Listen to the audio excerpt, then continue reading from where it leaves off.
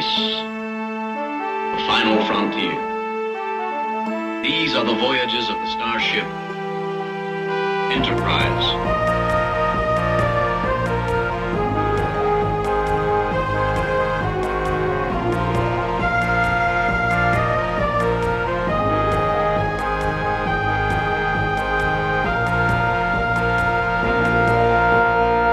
Hey everybody, welcome back. We made it to episode 1 of season 3, I guess, of TOS, and we're joined by Sean and Clay to talk about Spock's Brain, the classic episode of TOS. So that's what, Sean, that's what you called it when I told you this is the one that you were going to get.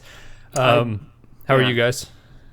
Good. Thanks for having me on for the first, maybe the last time. Yeah, we were talking about, before we went to record, you were just saying that you might have a hard time with the context of how to talk about this one because it's so interesting, I guess is what I'll lead into. But anyway, I'm going to... You mean like all the subtext? Yes. And like complexity to this plot and writing? Yes. Like I had to go out and sort of meditate by a mountain to really understand this one. Yeah. But You mean the knowledge? Do you have the knowledge?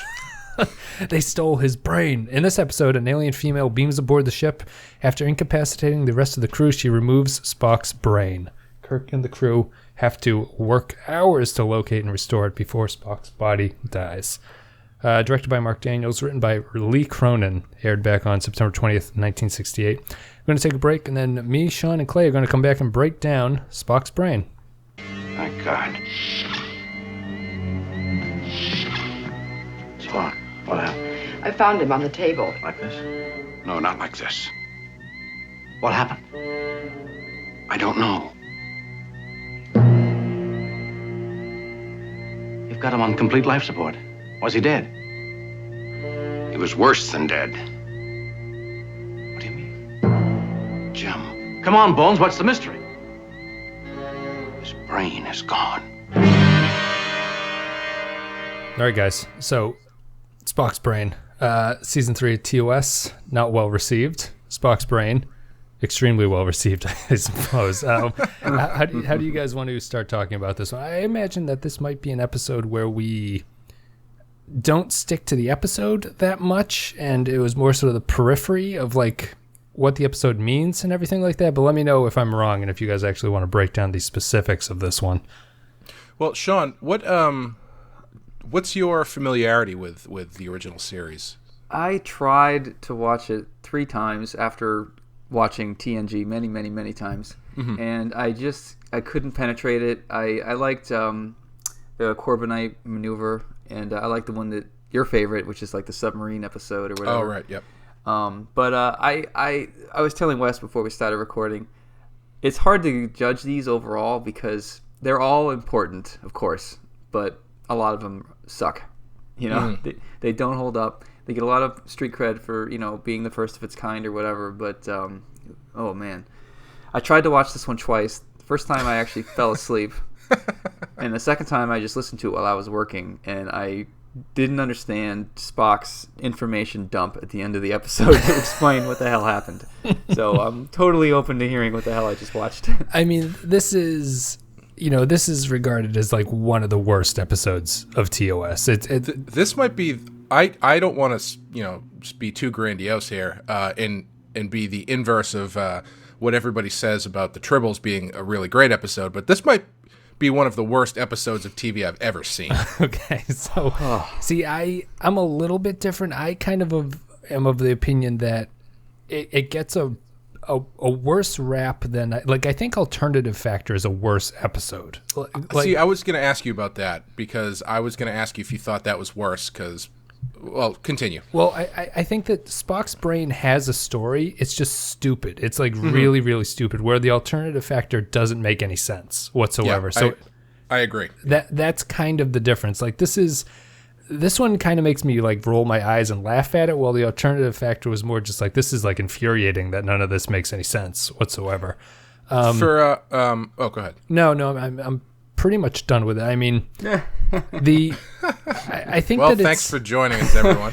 I think a good way to sort of break into this one, right, is that this is season 3. The show wasn't going to survive until they had a huge like letter writing campaign into NBC. And so they came back with this. NBC responded to it by saying you can have your show, but the budget gets cut quite a bit. Yep. And this is really a well-disguised bottle episode that has the most boring story you could tack into a bottle show. I thought for a second this was, I looked up the trivia on this episode as I was watching it, and I was almost positive that it was going to say something like Leonard Nimoy had a scheduling conflict for this episode, so that's why he's not available. But then he's in it. Yes. I thought this was going to be like, there's that Prisoner episode where they put his brain into somebody else's body because Patrick McGowan was off shooting a movie. Yep. I thought it was going to be like that, and Spock just wasn't going to be in it. He's in it. He just sits in a chair for 40 minutes. And then they put a goober or whatever on his head and have him walk around like beep beep beep. They drive him like a friggin' robot. He's like an RC car. Radio. He's like Pro-Am Spock for all those NES people out there. What's funny is that they get a lot out of him using a remote control that has like 4 buttons on it that apparently they can make him do whatever they want with his 4 buttons. But I know. At least have a touchpad. They can control a brainless body and have it walk around, but they can't do brain surgery. Right. Like they don't know how to put a brain into a body, but they know how to control one as though it was a toy without a brain. Let me. I kind of want to stay. Well, yeah. a little bit focused here. I'm gonna ask you one question. The weirdest thing about this episode to me. Let me know what you guys think about it. This is a series and a show based on really far-fetched ideas, like science fiction far-fetched ideas. They meet like these godlike beings and everything. They can travel faster than light. They meet all these aliens and they can understand them and everything like that. Why is the concept so silly here? Like, what about taking out his brain strikes me as like, this is a terrible idea for the show to do? Like, why is that a bridge too far? Is it a bridge too far for you when you're watching it, or do you think that this is like an acceptable plot line that they just didn't do well? Well, if they like took his consciousness, in the 60s, I know they didn't know as much about brains and computers, but I feel like if this was a TNG, they would have changed it or tweaked it to be like they took out his consciousness or his soul. So his brain was still there. It was just running on standby, basically, but they needed to find his, humanity program, which had been sucked out by an alien. Or like they downloaded his brain or something like that. Right. Yeah. Right. But like the idea of like they took it out, but luckily they tied off all the tubes, so nothing's leaking, and he can apparently just sit there like a vegetable, not dying while they look for it. You just run like a hot iron through there and just cauterize everything. I know. I enjoyed the sort of bad understanding of the brain where McCoy is like they took out his brain, but his body is running on his like autonomic like nervous system or something. It's like, what are you talking about? Like this is all coming from the brain. I don't know why they think he can survive this, but something about I think you're right. It's like in a later show they would have just downloaded his brain as opposed to physically removing it and sort of having him drive around like a little car. Right. It makes it seem ridiculous. What's weird about it is like now that you said that, Sean, the idea of downloading his brain doesn't feel super out of place, but removing his brain does. And I think it's because the actual removing of the brain feels like a schlocky, like 50s sci-fi thing. Yeah. And this episode overall, I think is this is like the epitome of what people make fun of when they make fun of Star Trek. Yeah. Except for there's no Kirk doesn't have any weird space sex in this episode, but aside from that, it's like everything that you would harp on as being a hallmark of stupid Star Trek is pretty much in this episode. Yeah, it's funny. There's a few things that really don't age well, like some of the sexist lines. They're not intended to be, but Kirk looks at her and he's like, "Take me to your leader," like. Take me to the man in charge, or he refers to the guy in charge as a he, of course. Well, and then Scotty later is like, these women don't have the ability to understand complex engineering. But that's part of the whole. Like I was like, the show's going to make it through without being too offensive to women. But then the info dump at the end from Spock is basically men and women on this planet moved to like the men went up to the surface and the women came down here, and that caused basically both societies to fall apart. Like neither one could function, and the women are just too stupid to figure out how to operate the machinery, basically.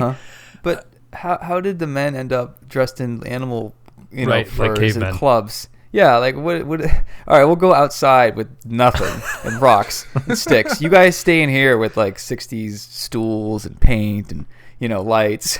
Because men left to their own devices turn to savages, whereas women left to their own devices just create really nice costumes and interior design. Right. They get nice lighting going. Well, Clay, this was unusual because you don't normally text me about the episode after you've watched it. But this one, I think you texted me mid-watching it just saying, like, this episode sucks. So Lots of use. So why the strong response? Do you think it's worse or better than Alternative Factor? And, like, why do you think it's so bad? I think that it is probably better than Alternative Factor for the reasons that you said. Because Alternative Factor is like... it's just incomprehensible. Like it's all over the place, and the story doesn't make any sense. This one has, the story is, for as dumb as it is, it makes sense. This is like an Ed Wood movie basically, where it's not very good, but you can track what's happening. There's maybe 10 minutes of story is the problem. Yeah, and it's like, there's 10 minutes of story.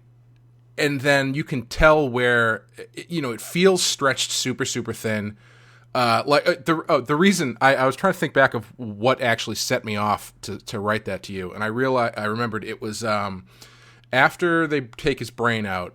There's like a 5-minute sequence where Kirk, Chekhov, and Sulu are just looking at a map and talking about the map, and I don't know what the hell that was about. I like my eyes just glazed over, and it just was like, this is it. Oh, and also, it was strange because it kind of summed everything up too. The only people in the scene were guys in yellow shirts, and for some reason that felt really like bland because it was the same color, and everything else is usually so Technicolor. So that felt really kind of washed out, and then the map stuff was really fucking boring. Yo. And then that probe at the beginning, what the hell was up with that probe? Right, well, I guess that comes down to my understanding of the plot. How do they eventually learn to do all this stuff? Like, they wear that helmet, right, and they, like, matrix themselves some knowledge? Yeah. Is that what the woman did to steal his brain? Or I have no idea. Okay. Well, she used a really, really sharp space knife and cauterized all the wounds. So my understanding is, she put that helmet on, but apparently you lose knowledge if you don't wear the helmet all the time, which is, they try to make drama at the end by having McCoy run out of memory or something. It's funny. Clay is a good expression that he uses a lot, saying it's a long way to go for a ham sandwich. Yes. And in this one, there is no sandwich. It's just a long way to go, and then it's over. That's my point about it's a bottle show with a story that doesn't suit a bottle show because absolutely nothing happens in this. Like, it's basically Kirk saying, give me back Spock's brain 100 times to the woman, and she's like, no, I can't give you it. The providers or whatever they're called won't allow it to happen. Right. Yeah. And then there's no conflict. Like, and the whole... even the conflict you think of Spock being in the thing, Spock doesn't even seem like Spock to me in this episode. No, when he wakes up at the end, he's like super talkative and weird. And part of me was thinking, oh man, if they like subtly work in that McCoy actually fucked up his brain, that's actually kind of great. But obviously they don't do that. It was just in service of that stupid joke where they're like, hey, maybe I shouldn't have turned his mouth back up. Yes. Yep. Yeah, that was probably the ham sandwich right there. Even that was like such a cliche of television, where it's like you have a bunch of shit that happens before, and then at the end you just like you end on a freeze frame laughing stupid joke, like the end of Police Squad. Yeah. Well, I mean, before Sean's going to run before we get to the end of this, but Sean, I wanted to get your opinion. I think this episode works pretty well for it. What did you think of Kirk in this episode? I don't know.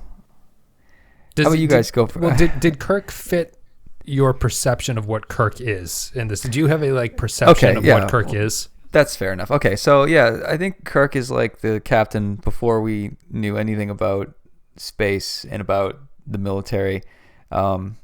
and I think that his sort of cowboy shenanigans or diplomacy, whatever, is really stupid. And it just, like the confidence he has at the beginning, like, oh, we're going to get it back. And someone says, well, there's a whole galaxy where it could be. It's like, fuck it. I 8 hours, no problem. We're going to figure this out. And they're like, dude, how arrogant are you? Seriously. I mean, I don't know what kind of training you had. I know you cheated on the Kobayashi Maru or whatever the fuck. But yeah, Kirk is really tough to swallow. I respect that he's in good shape and he's got the face for it. He's looks like fit. he can bench like 225, 250, so I respect that pretty much. He actually looks a little chubbier this season. Everyone's haircut is a little different. I mean, I think the worst part of this episode might be Scotty's new haircut because he looks fucking ridiculous with his haircut like that. That's the other thing. When did Scotty become like the everyone's favorite grandpa? Because that's the one I know from the movies. But you go back far enough, he looks like a younger dude, and he doesn't look like Grandpa Scotty. No, he doesn't. He doesn't age very mustache. well. He's actually in the original series quite a bit. But the reason I asked you, Sean, is because Clay might be able to sort of start this discussion. The Kirk wasn't always like this, and Clay, you sent me that article about like how the public perception of Kirk is wrong, and I think that's true. But he's over the course of the series, Shatner turns him into the public persona that people remember, and he wasn't always like that. Like it's been a slow change. What was he before that then? Before he originally he's not the sort of cowboy rule breaker. Yeah. That is the public perception of him. Like he's very he's very into regulations of Starfleet and stuff like that. Yeah, you're right. I mean, the best again, the Corbomite maneuver I've seen a bunch of times. So you're just thinking back to that. You're absolutely right. He's way more measured. He asks the crew questions to get them to figure stuff out. Like he's already kind of 2 steps ahead of them, but he's patiently like, oh, we can also learn from this adventure. And even Shatner isn't doing his weird dramatic pause thing that he started to do recently. Right. Like he does it a lot in this episode, but yeah, Shatner was much more restrained early on, and now he's just kind of like his acting when he gets hit with the pain belt or whatever that thing is just the menstrual cramp belt. Yeah. And wait. So they can remove that belt by pushing the red button. Is that? That's all it takes. That's my favorite line from the episode is Spock's like, to get the belts off, you have to go find that remote control that the leader has and push the red button. He goes, I know that doesn't make any sense. I was like, Spock, that's the only thing that makes sense in this whole goddamn episode is that fact that you can push the button. Oh, I thought they had to push the button that was literally on the belt itself. No, it's on. Yeah, yeah. That's why they need to use. That's why they use robot Spock at the end to press the button. Yep. Although I fell asleep. If you were only listening to it, you might have missed that. No, I lasted as far as like they were in some space elevator with rocks, and then there's some girl in blue who doesn't know who she is, and then I fell asleep. So, as someone who hasn't been watching a lot of the TOS, did you find that this episode was like representative of what you think about TOS? Yeah. So I was honestly gonna give it like a 2.5. It seemed like an average episode to me, but I guess that shows how little respect I have for it, and I do respect it, but Yeah. I mean, Look at it. There's a certain like I totally understand what you mean, Sean, because there's I really like Doctor Who, the current version of Doctor Who. Yeah. But and I'm really interested in like the history of it, but I have zero interest in watching old Doctor Who. I never watched it when I grew up, and I have no interest in watching it now because for the same reasons. I've tried them multiple times, and it looks so cheap. Yeah. And it's really tough to get into if it's not something that you're familiar with. So I totally understand. Yeah, you're right. I think you're right. The real education, the real entertaining part about TOS is learning about the 60s and Roddenberry and the story behind it and sort of how it evolved and like the stuff between the actors. I think it's because it's easy to romanticize that period. You see an old photo of Spock next to his sports car, or Leonard Nimoy, rather, right, yeah. And it kind of triggers all these like, oh man, what a crazy time. But when you look at the actual content itself, it's not a lot there. But there's definitely a lot of meat on the bone when you look at the whole biography of it strikes that me whole as thing.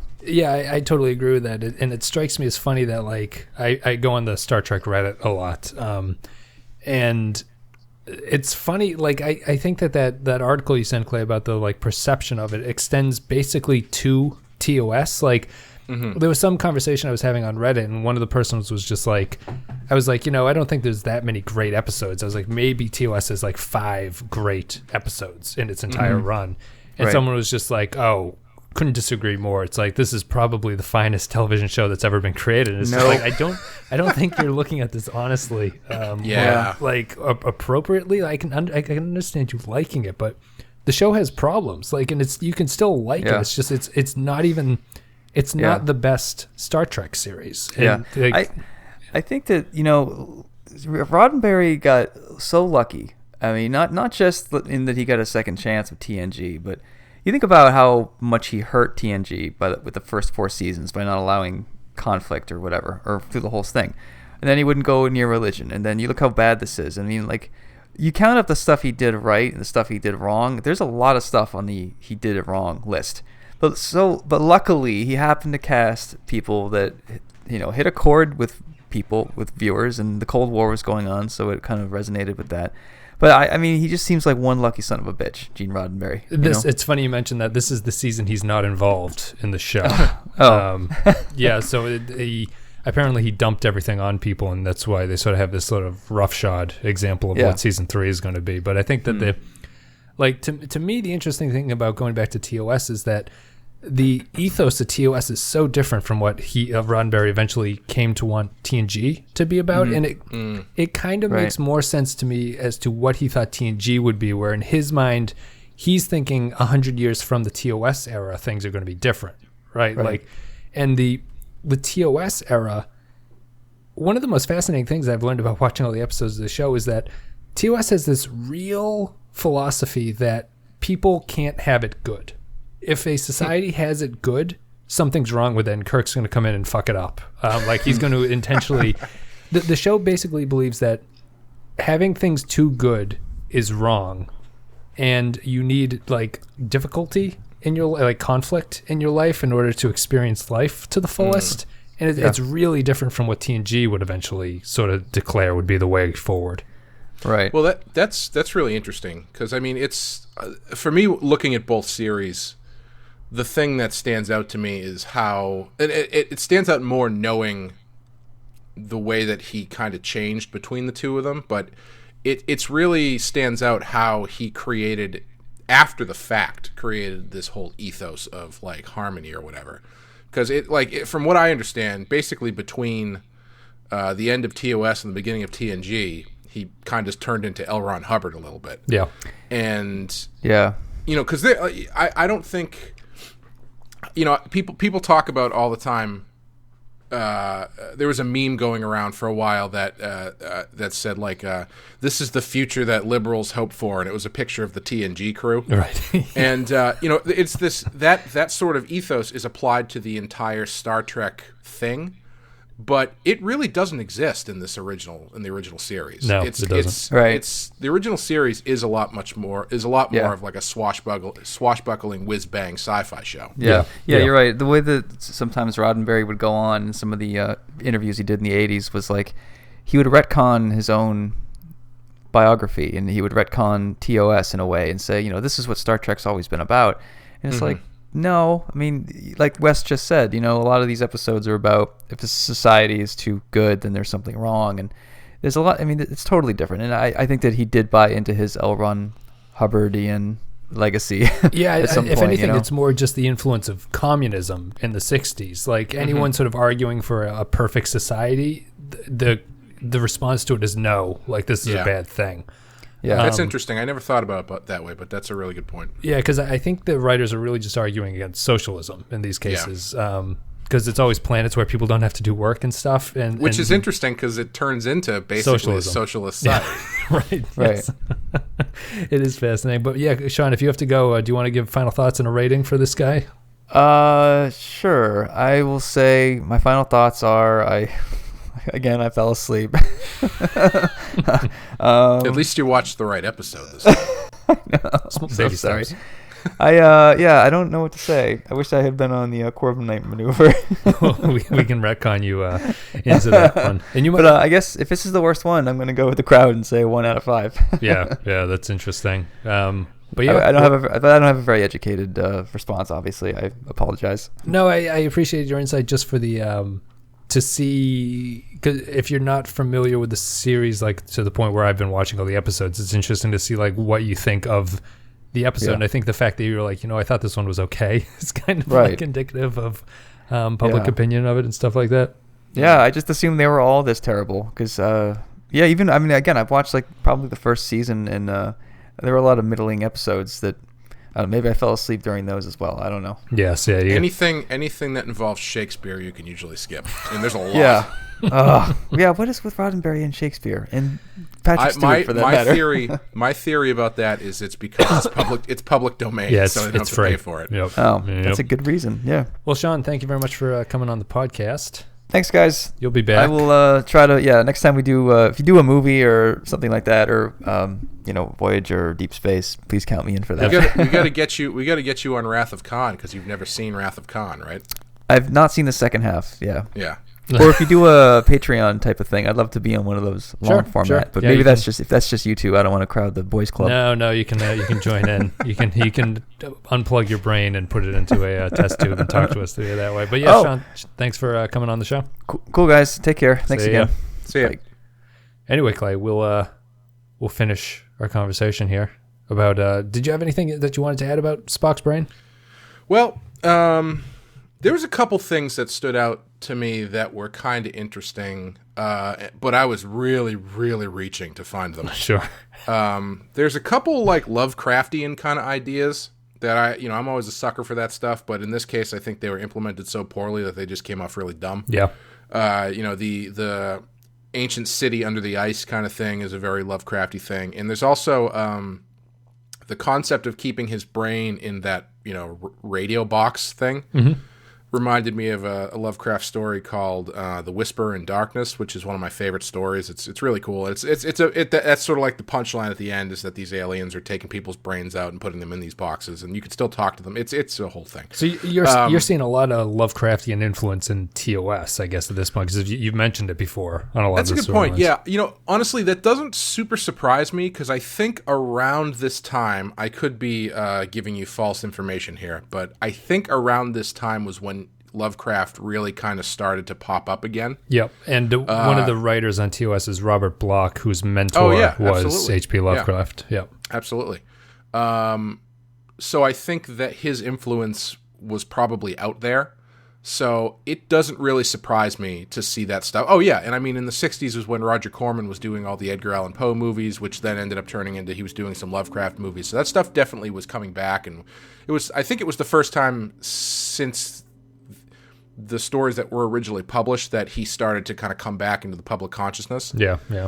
So that stuff doesn't really surprise me that much. That being said, yeah, I think it's pretty much wasted. Anything that might be there is just wasted. And it's another swing at a matriarchal society that they really don't do well with. No.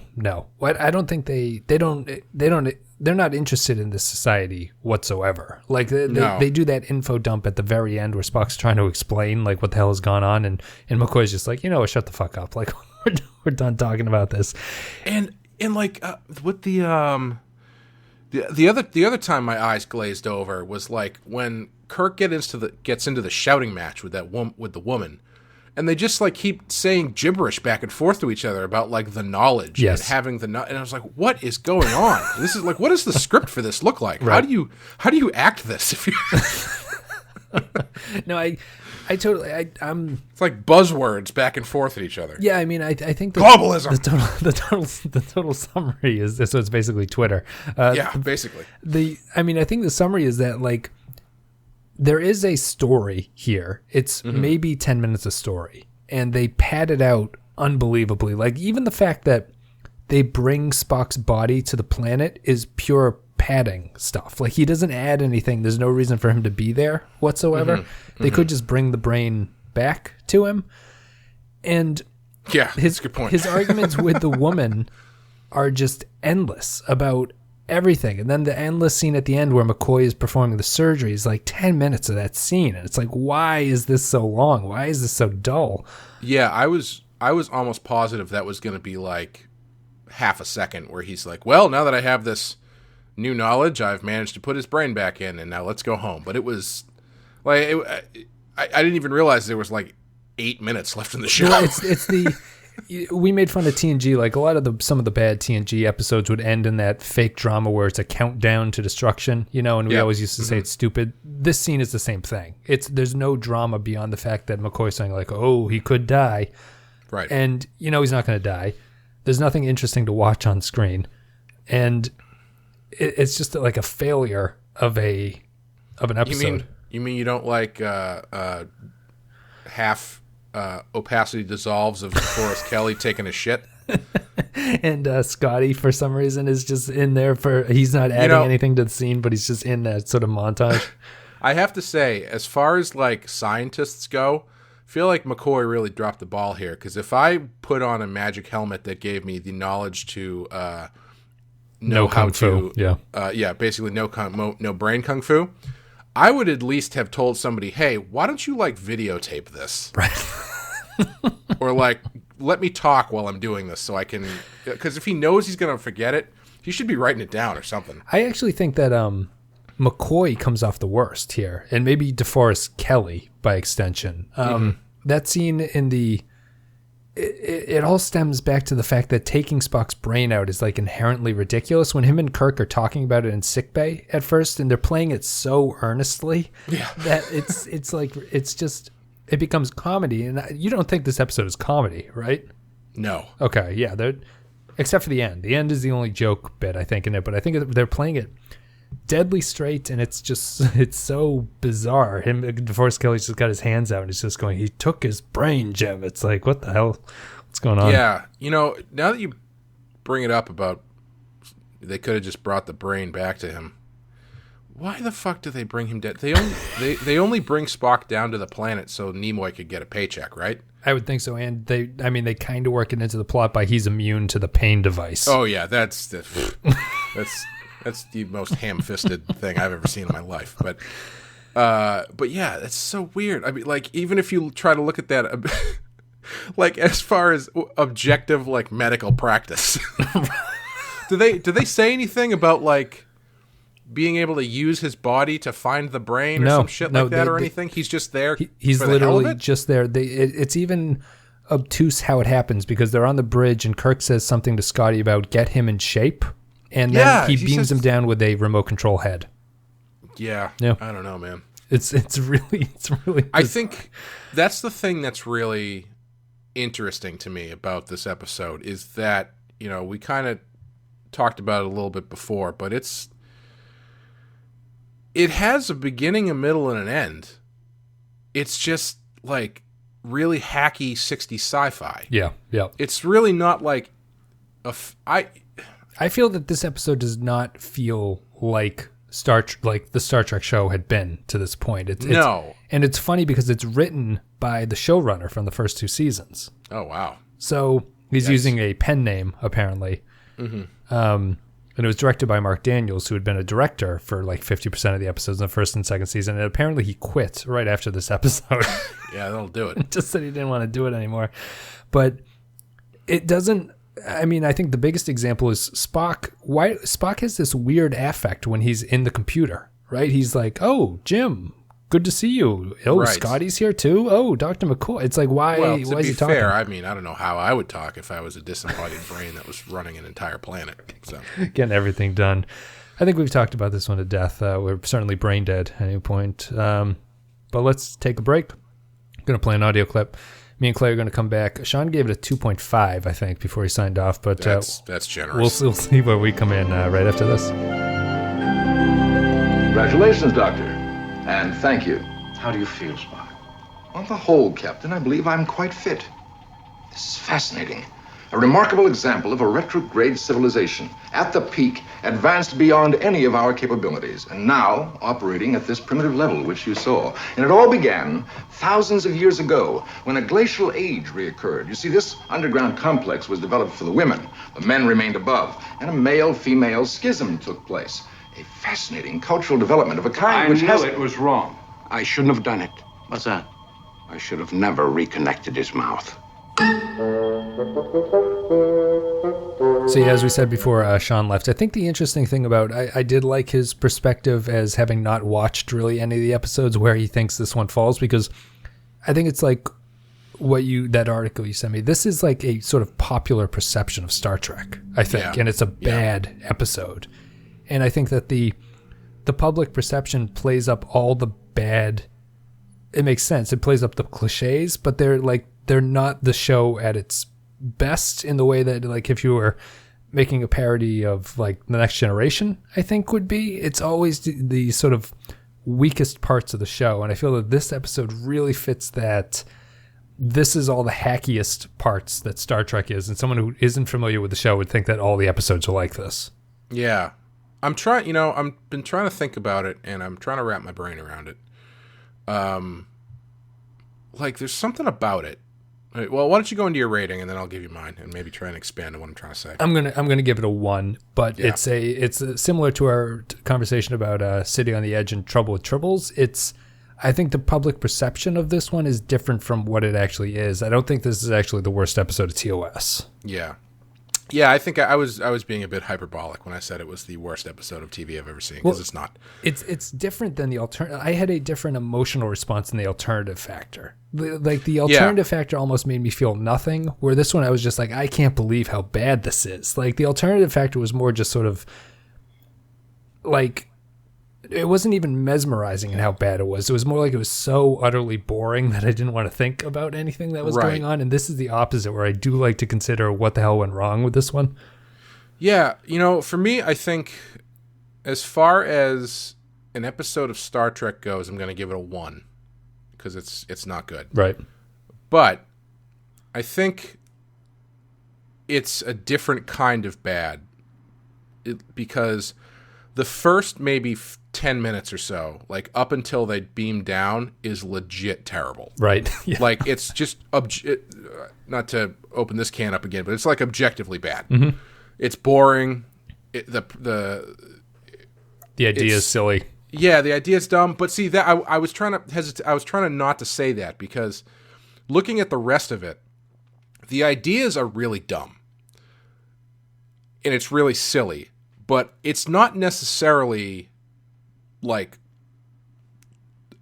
bad. Unsalvageable. Like, it's not like unwatchable. Yeah. It's like you can watch this and just be kind of enjoy the ridiculousness of how silly the plot is. Yeah. But if you're trying to gauge it inside of what would be a great or bad Star Trek episode, yeah, it's definitely a bad one. I mean, do you know what I mean? I do. I'm trying to elaborate on it. Well, let me ask you. I think that the episode actually would have been redeemed if they had written it as a comedy, and they had sort of appreciated the ridiculousness of what the Spock character was doing the entire time. Yeah, they don't do that. Like, it's not a.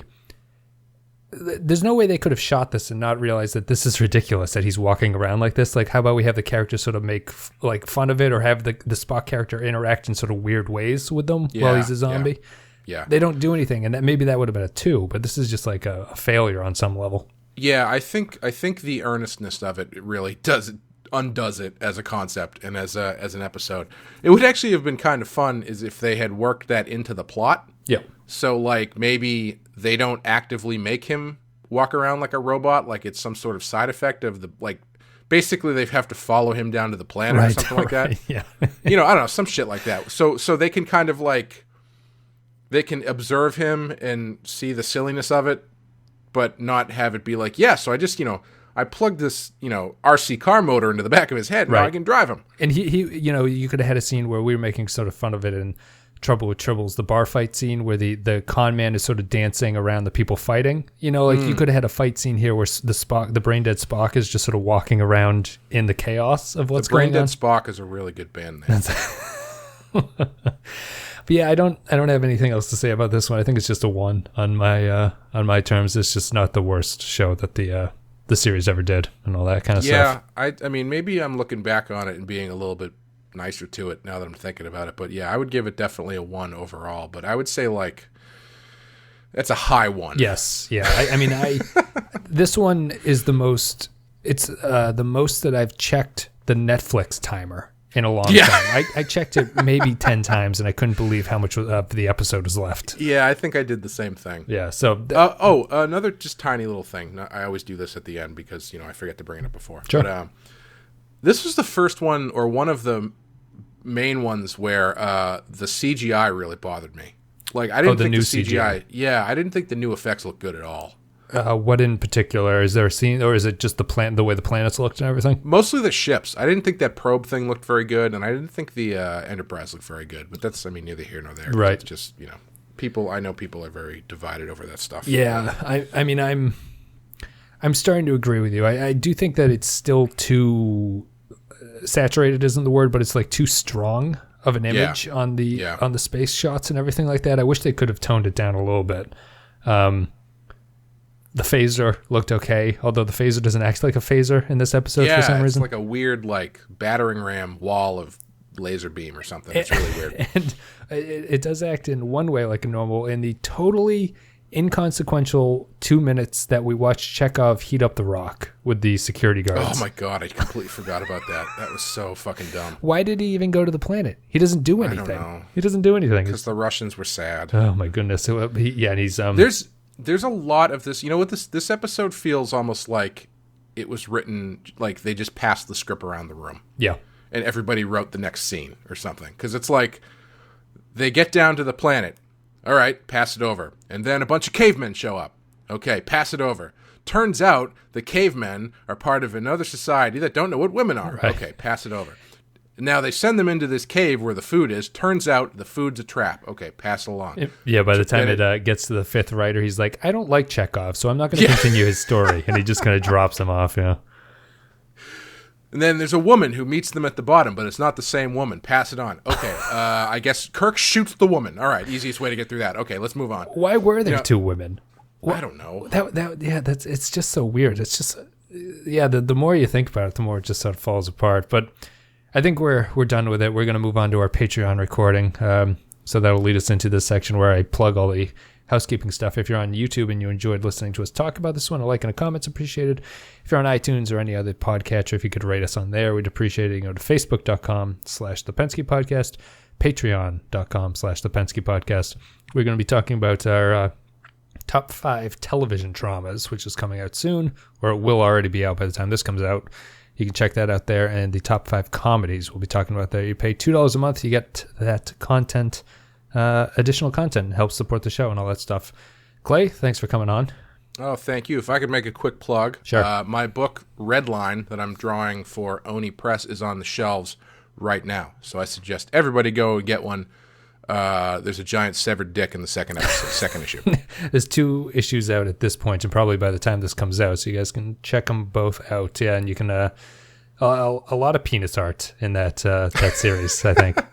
Hey, they asked for it, and I wasn't going to just go halfway with it. So you have to ask them if don't let that color you on what the book is about. It's not just about dicks. It's a very interesting sci-fi noir story that takes place on Mars. Yes, it's a very sort of dry, or not even dry. It's sort of a funny. It's a comedy, I guess, is the way I would describe it. Anyway, guys, thank you very much for listening. Clay, thank you for coming on. Thanks for having me. Sean, wherever you are, thanks for coming on. I know you had a meeting and you had to run and skedaddle, but you'll be back at some point in the future. But guys, thank you very much, and I will see you next time.